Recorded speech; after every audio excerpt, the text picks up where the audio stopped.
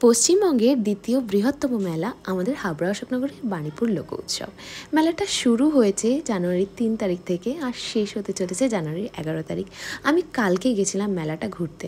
আমাদের হাবড়া অশোকনগরের আর আশেপাশে এলাকার যারা এখনও পর্যন্ত মেলায় যাওনি তাদেরকে বলবো একবার হলেও মেলাটা ঘুরে আসো।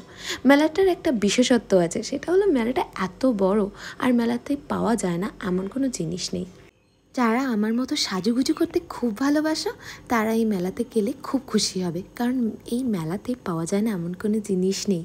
মেয়েদের শাড়ি থেকে শুরু করে বিভিন্ন রকম জুয়েলারি, আর পাওয়া যায় ঘর সাজানোর দারুণ দারুণ কালেকশন।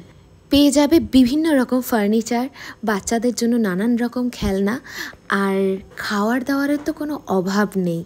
আর প্রত্যেক দিন না নানান রকম শো হয় এই মেলাতে, সেটাও যদি যারা দেখতে চাও তারা এসে দেখতে পারো। তো চলো তোমরা চলে এসো ঘুরতে। আমি আজকের মতন টাটা।